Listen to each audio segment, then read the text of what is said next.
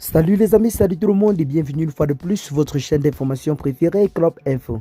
Aujourd'hui, on se capte pour une nouvelle note d'information du côté du Bénin pour vous présenter cette impressionnante somme d'argent qui a été interceptée par les forces de l'ordre, notamment cet argent qui était prévu pour perpétrer un coup d'État contre le président Patrice Talon.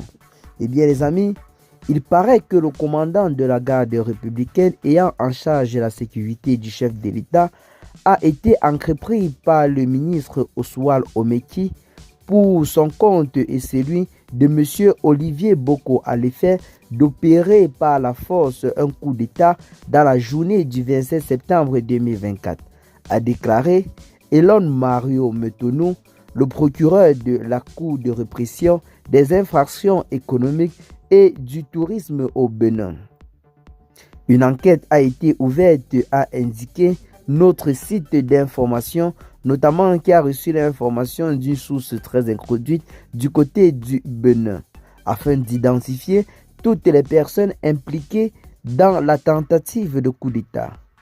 Oswald Omeki, ancien ministre des Sports, a été interpellé dans la nuit du 23 septembre aux alentours d'1h du matin alors qu'il donnait 6 sacs de billets de banque à Ndimom Dieudonné Trovoedre, le commandant de la garde républicaine, selon notre site d'information qui a reçu l'information auprès d'un site très introduit auprès de la présidence de la République béninoise.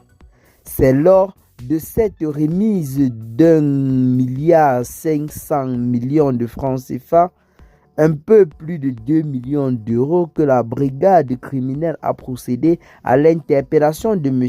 Oswald Omeki et du commandant de la garde républicaine, a ajouté le procureur. Donc la somme qui a été saisie en catch est bel et bien celle de plus d'1 milliard de francs CFA. Donc, comme vous pouvez bel et bien voir là sur votre petit écran, il s'agit bel et bien de cet argent en question. L'homme d'affaires béninois Olivier Boko, ami de longue date du président Patrice Talon, a également été arrêté dans la nuit du 23 septembre à Cotonou, la capitale économique du Bénin, d'après les proches de la présidence de la République. Devant la presse, le 24, un collectif d'avocats a réclamé la libération immédiate d'Olivier Boko et dénonce un enlèvement. À l'heure où nous tenons le présent point de presse, il n'est possible ni à sa famille, ni à nous-mêmes, ses avocats, de savoir où et dans quel état se trouve M. Boko. Sans doute privé d'aliments et surtout de ses médicaments, indique le collectif d'avocats. Cette violation flagrante des dispositions élémentaires de la procédure pénale se produisent dans un contexte où M. Boko ne fait l'objet d'aucune procédure judiciaire, pas plus qu'il n'en a été visé auparavant, ni par une convocation, encore moins par un mandat d'amener ou d'arrêt, a déclaré les avocats.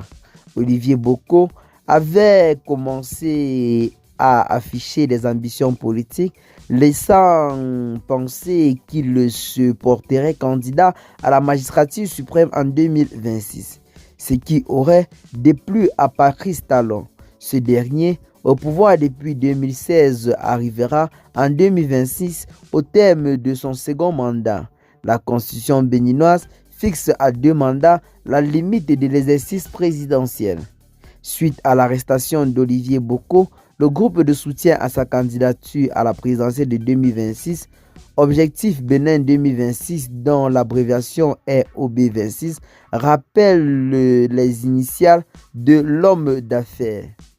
Il a également dénoncé dans un communiqué le 24 septembre une atteinte grave aux droits fondamentaux, un acharnement politique clair et des méthodes répressives inacceptables.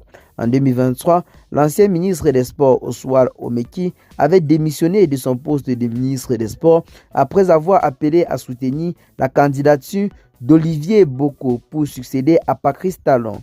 Le président Patrice Talon est souvent accusé d'avoir opéré un virage autoritaire au Bénin, considérée comme l'une des démocraties les plus stables actuellement dans la sous-région.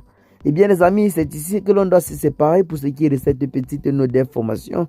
Ce qu'il faut retenir dans cette vidéo, c'est qu'une tentative de coup d'État a bel et bien été évitée ou alors avortée du côté du Bénin ces derniers jours. Qu'est-ce que vous en pensez pour ce qui est de cette petite note d'information? Partagez massivement la vidéo avec vos amis si vous l'avez trouvée intéressante. Abonnez-vous à la chaîne si ce n'est pas encore fait et à très bientôt pour de nouvelles notes d'information. Ciao.